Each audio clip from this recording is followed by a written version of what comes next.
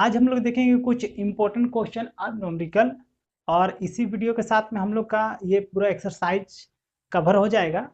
अगर पूरा एक्सरसाइज का वीडियो आपको देखना है तो इस एक्सरसाइज विद्युत वाला जो एक्सरसाइज है उसका किसी भी वीडियो के डिस्क्रिप्शन में जाइएगा, वहाँ पर आपको पूरा वीडियो का लिंक आपको मिल जाएगा। तो चलिए अब शुरू करते हैं आज का टॉपिक। आज का टॉपिक में हम लोग का सबसे पहला क्वेश्चन है कि विद्युत बल्ब, हीटर, टोस्टर इत्यादि का तापन अवयव शुद्ध धातु से ना बनाकर मिश्र धातु से क्यों बनाया जाता है। तो जब हम लोग विद्युत बल्ब या हीटर जब पढ़ रहे थे उस समय देखे थे कि इनका जो फिलामेंट होता था या कॉइल होता था वो मिश्र धातु से बनाया जाता था, है ना। तो हमको ये पूछा गया है कि आखिर मिश्र धातु से ही क्यों बनाया जाता है, शुद्ध धातु से क्यों नहीं बनाया जाता है। तो इसका दो कारण है। सबसे पहला तो शुद्ध धातु जो होता है उसका प्रतिरोध कम होता है। अब प्रतिरोध कम होगा तो अपने से बहने वाली धारा का विरोध कम करेगा, और धारा का विरोध कम करेगा तो गर्म होगा ही नहीं होगा। अब गर्म ही नहीं होगा तो उसका यूज क्या हो जाएगा। अगर मान लीजिए हीटर आप घर में लगाए हैं, उसका कॉइल गर्म ही नहीं हो रहा है, तो हीटर लगाने से क्या फायदा हुआ। तो कहने का मतलब समझ में आ गया होगा आप लोग को कि शुद्ध धातु में प्रतिरोध कम होने के कारण वो गर्म ही नहीं होगा, मतलब वो मशीनें काम नहीं करेगा। दूसरा बात यह है कि अगर शुद्ध धातु का यूज कीजिएगा तो शुद्ध धातु अगर हल्का फुल्का भी अगर गर्म हो जाएगा तो वैसा स्थिति में वो वायुमंडलीय ऑक्सीजन से अभिक्रिया करेगा, क्योंकि कोई भी जो धातु है वो गर्म होने पर ऑक्सीजन से ज़्यादा तीव्रता से अभिक्रिया करता है। तो अगर हम लोग इनका तापन अवयव को शुद्ध धातु से बना देंगे और हल्का सा भी गर्म हो जाएगा तो ये वायुमंडलीय ऑक्सीजन से अभिक्रिया करेगा और ये हो जाएगा, क्या कहते हैं, संगत ऑक्साइड में बदल जाएगा। और संगत ऑक्साइड में बदलने का अर्थ ये हुआ कि ये कमजोर हो जाएगा, भंगुर हो जाएगा। आप लोगों ने देखा होगा लकड़ी को आप जलाते होंगे तो ब्लैक वाला जो कोयला बचता है देखे हैं, तो वैसे ही भंगुर हो जाएगा। भंगुर मतलब उसको हल्का सा भी बल लगाइएगा टूट जाएगा। अब वो जो कोयला उसको आप लोग बचपन में खेले होंगे, दीवार वाल में लिखे होंगे या नीचे लिखे होंगे, तो कैसा घिसता है वैसा घिसने लगेगा। अब सोच लीजिए कि अगर जो हम लोग का इलेक्ट्रिक आयरन है, स्त्री, वो अगर शुद्ध धातु से बनाया हुआ रहता और उसमें जैसे ही विद्युत धारा प्रवाहित करते तो क्या हो जाता है, वो उसका जो प्लेट है वो गर्म होता है और ऑक्सीजन से अभिक्रिया करके संगत ऑक्साइड में बदल जाता है। और जैसे कपड़ा में आयरन करते तो पूरा कपड़े को गंदा कर देता है ना। तो यही सब फॉल्ट है जिसके चलते हम लोग इनके जो तापन अवयव है उसको हम लोग शुद्ध धातु से ना बना करके मिश्र धातु से बनाते हैं। उसी को यहाँ पर लिखा हुआ है इस तरह से कि विद्युत बल्ब, हीटर, टोस्टर। टोस्टर आप लोग देखे होंगे, फिल्म में ब्रेड व्रेड को डाल करके तुरंत गर्म करता है ना, तो वही है टोस्टर। तो विद्युत बल्ब, हीटर, टोस्टर इत्यादि का तापन अवयव शुद्ध धातु से ना बनाकर मिश्र धातु से बनाया जाता है, क्योंकि पहला देखिए, पहला में बोला है क्या कि शुद्ध धातुओं का प्रतिरोध बहुत कम होती है, जिस कारण वे ताप उत्पन्न नहीं कर पाएंगे। बात क्लियर है। अगला बोला है क्या कि शुद्ध धातुएं गर्म होने से संगत ऑक्साइड में बदल जाते हैं। यहाँ पर एक चीज लिखना छूट गया कि शुद्ध धातुएं गर्म होने पर वायुमंडलीय ऑक्सीजन से अभिक्रिया करके, है ना, ये चीज को आप यहाँ पर लिख लीजिएगा कि शुद्ध धातुएं गर्म होने पर वायुमंडलीय ऑक्सीजन से अभिक्रिया करके संगत ऑक्साइड में बदल जाते हैं, जिस कारण वे कमजोर और भंगुर हो जाते हैं। ठीक है, तो ये क्वेश्चन आप लोग को कैसे आंसर करना है ये आपको समझ में आ गया होगा, और ये बहुत ही ज्यादा इंपॉर्टेंट क्वेश्चन है। अब आते हैं कुछ नॉमरिकल है यहाँ पर हम लोग का एग्जाम्पल 12.2, बहुत ही ज्यादा इंपॉर्टेंट नॉमरिकल है। तो इसमें बोला है क्या कि कोई विद्युत बल्ब 220 वोल्ट के जनित्र से संयोजित है ना। यदि बल्ब से 0.50 एम्पियर विद्युत धारा प्रवाहित होती है तो बल्ब की शक्ति बताइए। तो हमको क्या क्या दिया, विभवांतर दिया हुआ है। तो हम लोग चलिए इसको हल करते हैं, किस तरह बनाएंगे। आप हल कीजिए, बहुत ही आसान क्वेश्चन है। हल कीजिए, लिखिए वोल्ट, विभवांतर, सॉरी, आप लिखिए विभवांतर।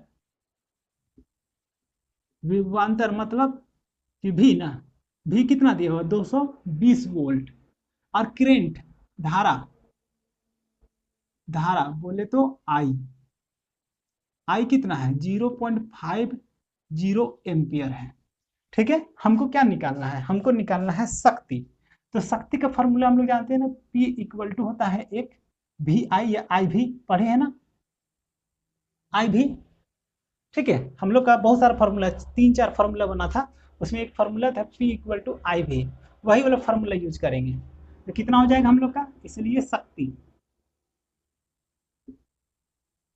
शक्ति बोले तो P इक्वल टू कितना हो जाएगा, आई भी या वी आई, चलिए आई भी ए लिख देते हैं। आई का वैल्यू कितना है 0.50 इंटू उसका 220, मल्टीप्लाई कीजिए 5 10 के 0 हाथ में दो ठो 0, 2 अंक के बाद दशमलव यहाँ, इसलिए मेरा कितना 110 वाट। इसका शक्ति कितना हो गया, तो 110 वाट, है ना। उम्मीद करते हैं ये न्यूमेरिकल आपको समझ में आ गया होगा। अब देखेंगे एग्जाम्पल 12.13। 12.13 कहने का अर्थ ये है कि एक्सरसाइज 12 का 13 एग्जाम्पल। इसमें बोला गया है क्या कि 400 वाट अनुमत का कोई विद्युत रेफ्रिजरेटर 8 घंटा तक चलाया जाता है, 3 रुपये प्रति किलोवाट मतलब कि यूनिट की दर से 30 दिन चलाने के लिए ऊर्जा का मूल्य बताना है। एक रेफ्रिजरेटर है जिसका शक्ति 400 वाट दिया हुआ है और उसको एक दिन में 8 घंटा चलाया जाता है, तो 30 दिन के लिए कितना पैसा देना पड़ेगा उसको हमको निकालना है। तो बहुत ही आसान है। यहाँ पर देखिए, यहाँ पर शक्ति लिखिए पी कितना है हम लोग का, शक्ति जो है वो है हम लोग का 400 वाट, और समय टी कितना है, समय कितना मेरा 8 घंटा है, 8 घंटा, इसलिए 30 दिन का एक ही बार निकाले, 30 दिन में प्रयोग किया गया ऊर्जा।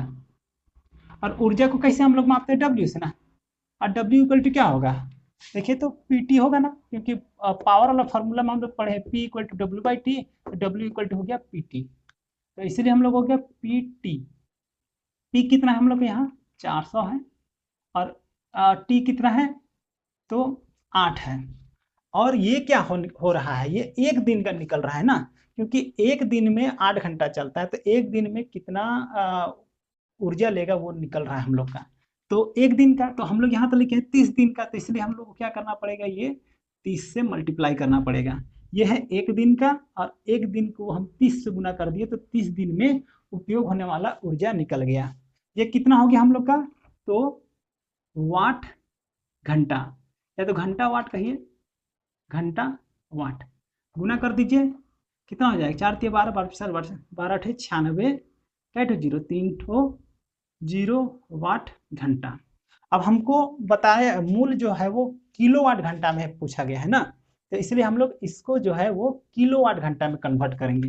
तो किलोवाट घंटा में कन्वर्ट करने के लिए इतना करेंगे, इसको 1000 से भाग करेंगे, जैसे 1000 से भाग करेंगे ना, तो यहाँ किलो अपने आप आ जाएगा, तो किलो वाट घंटा।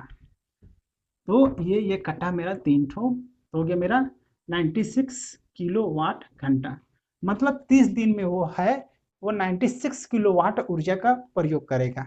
अब बताइए एक किलो वाट के लिए 3 रुपया लगता है, तो 96 किलो वाट के लिए कितना लगेगा, तो उसको क्या करना पड़ेगा, मल्टीप्लाई करना पड़ेगा। इसलिए 30 दिनों तक प्रयोग